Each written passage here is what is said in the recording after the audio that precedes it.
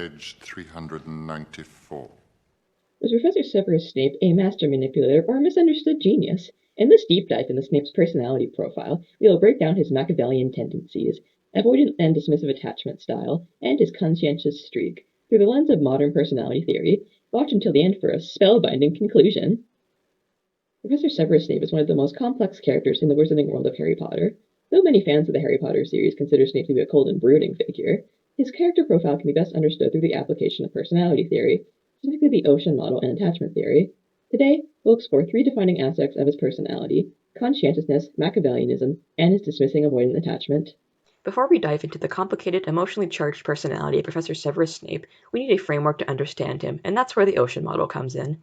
Also known as the Big Five personality traits, the ocean model is one of the most widely accepted and researched theories in psychology. It breaks down personality into five major dimensions, each representing a spectrum of behaviors, emotions, and thought patterns. So, what does ocean stand for? O represents openness to experience and is characterized by creative, curious, and imaginative, versus conventional and routine focused. C represents conscientiousness and is characterized by disciplined, organized, and goal-focused, versus spontaneous and careless. E represents extroversion and is characterized by outgoing, energetic, and sociable, versus reserved and solitary. A represents agreeableness and is characterized by compassionate, cooperative, and trusting, versus critical and antagonistic. And N stands for neuroticism, which represents emotionally sensitive, anxious, and moody, versus calm and emotionally stable. Each of us falls somewhere along these five dimensions, and when we apply them to fictional characters like Severus Snape, they help us understand not just what they do, but why they do it. So let's explore how Snape scores on the Big Five. Let's start with conscientiousness, the first letter C in the Big Five ocean model. This trait reflects how organized, disciplined, and goal-oriented someone is. People high in conscientiousness are often reliable, responsible, and methodological, qualities we see in Severus Snape. From a biological perspective, research shows that conscientiousness is linked to brain regions involved in impulse control and long-term planning, particularly the prefrontal cortex. This may explain Snape's intensely structured behavior, his obsession with precision in potions, and his ability to stay loyal to a cause, even when it requires secrecy, sacrifice, and perfect self-control. Whether it's following Dumbledore's complex plan or teaching with intimidating precision, Snape's conscientiousness acts as both a shield and a code, one he follows to the bitter end. Growing up in a neglected, emotionally unsafe home, young Severus learned early that order and control could provide a sense of safety. With parents who fought constantly and no emotional security, he turned inward, finding solace in books, magic, and his obsessive interest in the wizarding world. His study of magic before even attending Hogwarts revealed the early seeds of conscientiousness. He was self-taught, focused, and goal-driven. He clung to structure and rules to compensate for the instability at his home. His desire to excel was also a way to earn validation, especially from Lily, the one person who saw value in him. Once at Hogwarts, Snape's hyper-focus on potions and spellwork became a way to endure social rejection and constant bullying. He wasn't popular, attractive, or well-liked, but he was brilliant, and he knew it.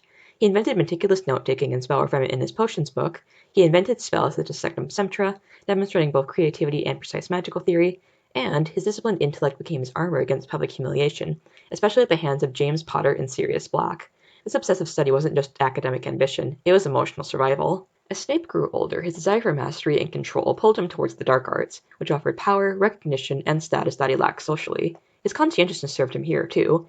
He became methodological in his practice of forbidden magic, he aligned with the Death Eaters, whose ideology gave him a false sense of belonging and superiority, and his careful planning and rule-bound thinking made him a valuable recruit to Voldemort. Yet even here, his decision amassed emotional wounds, particularly after the loss of Lily.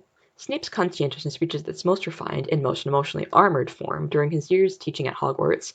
He is rigid, rule-focused, and harsh, demanding excellence and punishing errors. He uses intellect and sarcasm to maintain control over his classroom and emotions, and he is prepared and efficient, yet emotionally distant, protecting himself from vulnerability by creating power imbalances. To students like Harry, this comes across as cruelty, but underneath is a man who has built his entire identity on being in control, because chaos has always meant pain. Snape's conscientiousness is no simple personality aspect. It's a trauma-forged survival strategy that he sharpens over a lifetime. Conscientiousness is the shield that protects him from a life filled with emotional chaos, and the sword he uses to carve out power, purpose, and ultimately redemption. For Snape, it's also become a way to navigate danger, conceal vulnerability, and outthink everyone around him. That's where another layer of his personality emerges, one far more complex and far more calculating. Let's look at aspect number 2, Machiavellianism, the strategic mask Snape wears to survive in two worlds at once. Machiavellianism is one of the dark triad traits, alongside narcissism and psychopathy.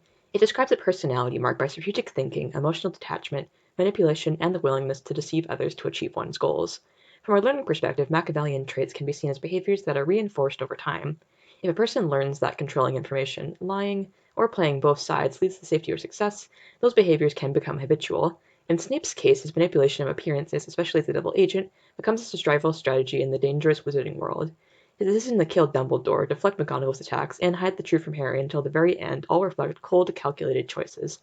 But here's the twist. His motives are deeply personal, not selfish. Snape doesn't seek power for power's sake. He becomes a master of strategy, secrecy, and manipulation to control the only thing he truly cares about, the memory of Lily Evans. Growing up in a home marked by fear, coldness, and emotional instability, young Severus Snape learned that survival required silence, secrecy, and self-reliance. He was emotionally neglected by his parents, exposed to conflict with no power to intervene, and desperate for connection but was also distrustful of it. In that environment, he developed the foundational traits of Machiavellian thinking, that being reading people without revealing himself, suppressing emotion to stay safe, and calculating risk, carefully choosing what to show and to whom. These behaviors weren't manipulative in a malicious sense, they were coping mechanisms forged in childhood. At Hogwarts, Snape's social rejection and ongoing bullying by James, Potter, and others deepened his reliance on intellect and emotional control. He coped by learning to align with powerful Slytherins, building strategic alliances, mastering potions and spells, even inventing some of his own, and becoming emotionally guarded and cold, especially after losing Lily's friendship. When Lily confronts him about the company he keeps, he doesn't apologize and instead doubles down. This is classic Machiavellian rigidity. He protects himself by prioritizing control over vulnerability, even when it costs him the most important relationship of his life. In The Philosopher's Stone, Snape's first interaction with Harry takes the form of a deceptively simple question. What would I get if I added powdered root of asphodel to an infusion of wormwood? Technically this refers to the draught of living death, but fans have long interpreted the ingredient symbolically, asphodel being a type of lily symbolizing death and remembrance, and wormwood being sorrow and bitterness. Together they echo a hidden message, that being, I bitterly mourn the death of Lily. And yet Snape asks this question not kindly, but to embarrass and intimidate Harry in front of the class.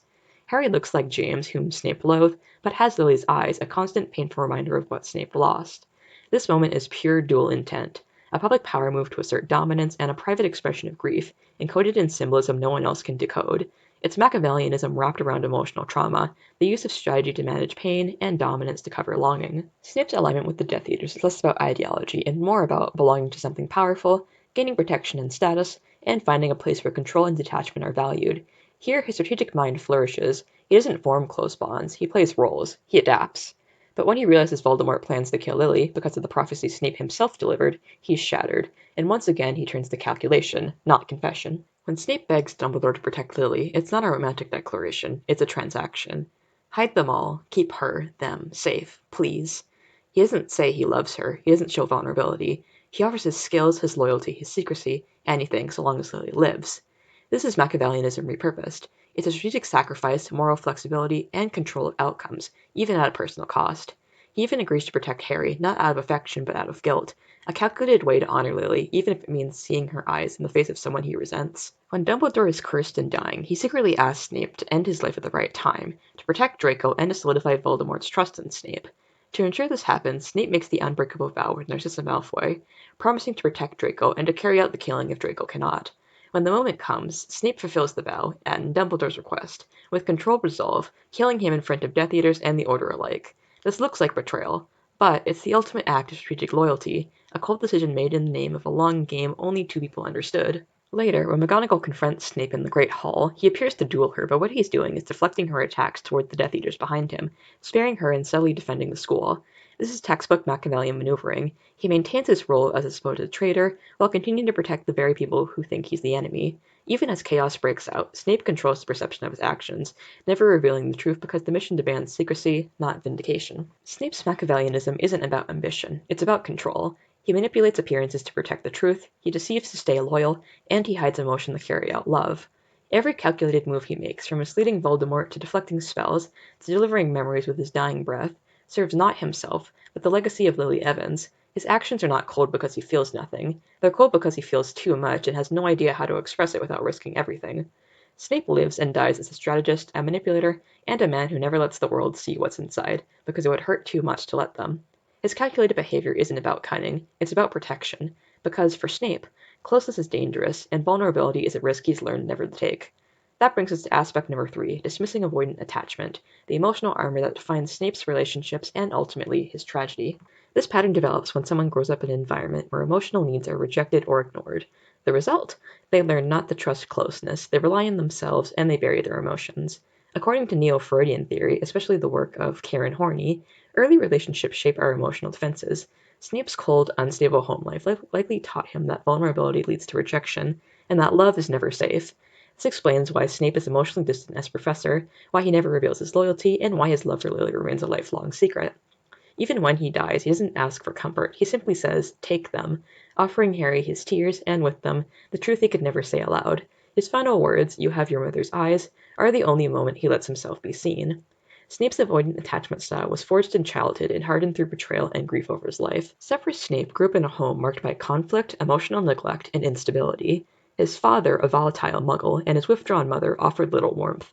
As a child growing up in Spinner's End, Snape quickly learned that expressing needs or vulnerability only led to pain, or worse, to nothing at all. As a result, he became emotionally self-reliant. He withdrew into books, magic, and imagination, forming an internal world that was private, controlled, and protected from rejection. This is the origin of dismissing avoidant attachment. Emotional needs are buried, trust is dangerous, and connection is longed for but always kept at arm's length. At Hogwarts, Lily Evans became Snape's only emotional anchor. She's kind, accepting, and curious, everything he's not used to, but as he begins aligning with Slytherins and the dark arts, the cracks in their relationship deepen. When he lashes out and calls her a mudblood, Lily walks away, and Snape loses the only person he ever truly loved. This betrayal reinforces what he already believed, that love ends in abandonment and that emotional closeness is not worth the risk. From this point on, Snape retreats further inward, into coldness, sarcasm, and silence. His heart belongs to someone he will never speak to again. Snape joins the Death Eaters not because he craves violence, but because the group offers structure, identity, and control, without intimacy. He becomes a master of self-discipline and secrecy, values that perfectly align with his avoidant style. No emotional demands, no personal bonds, and just loyalty, orders, and purpose. Dumbledore trusts Snape, but doesn't grasp the depths of his feelings, not until he sees Snape's Patronus, a silver doe, the same one as Lily's. Stunned, Dumbledore asks, "After all this time?" And Snape answers with one word, "Always." This moment reveals the emotional truth beneath decades of silence. Snape never moved on, he never loved anyone else, and his love was not just real, it was constant, hidden, and unchanging. This is avoidant attachment at its most tragic, a love so powerful it defines a life, yet so repressed, it's only revealed through a memory and a magical echo. In the Deathly Hallows Part 2, Snape is fatally wounded by Nagini. As he lies dying, his emotional defenses finally give way. He doesn't apologize, he doesn't confess, but he gives Harry the only thing that matters. "Take them," referring to his tears, filled with memories, memories that tell the truth he never could. Before he dies, he looks at Harry and says, "You have your mother's eyes." It's not just a comment, it's a parting message, a sign that everything he did was for Lily, that even in Harry he still saw her and still loved her. These are the only emotional open moments in Snape's entire life, and they come when he knows he's about to die. He can only be vulnerable when it's finally safe, when it's over. Snape's life is defined by emotional distance, forged in a childhood without safety and reinforced by betrayal. He loved deeply, but never allowed. He served loyally, but never asked for thanks. His avoidant attachment style made him a master of secrecy, but also a prisoner of silence. Only in death does he offer the truth, not in words of affection, but in a memory, a Patronus, and the eyes of a boy he never stopped protecting. Snape's avoidant attachment explains why he hides his heart behind sarcasm, silence, and solitude, but in the end, it's not that he didn't feel, it's that he felt too much and never knew how to show it. Through conscientiousness he sought order, through Machiavellianism he maintained control, and through emotional distance he protected part of himself that had already broken. So what do we make of Severus Snape? Let's bring it all together. Our fascination with Professor Snape as a character isn't just about his spells and secrets, it's about his personality. Through his Machiavellianism, avoidant attachment, and conscientiousness, we see a man navigating trauma, love, duty, and strategy. He may not have been warm, but he was real, and real personalities are never simple. Professor Snape's character is a masterclass in psychological complexity. His actions, often perceived as harsh or cruel, are deeply rooted in his strategic mindset, emotional defenses, and unwavering discipline, which are epitomized by the three key aspects of his personality: Machiavellianism, strategic secrecy with moral intent; avoidant dismissive attachment, guarded emotions rooted in early trauma and rejection; and conscientiousness, which is loyalty and structure in the face of chaos. His unique aspects align with contemporary personality theory, which recognizes that while our personality traits can be relatively stable across our lifespans, they are also shaped by our early developmental experiences and contextual factors like our relationships, roles, and coping strategies. In Snape's case, his unwavering conscientiousness, strategic Machiavellianism, and avoidant attachment are not contradictions. They are the fabric of a complex personality weaved through trauma, love, and an overriding sense of loyalty and duty. So what do you think about Snape's personality? Comment below, and don't forget to like, share, and subscribe for more breakdowns and analyses of your favorite Harry Potter characters. Until next time, obliviate! Just kidding. I do hope you remember this video and how complex and brilliant Snape's character is.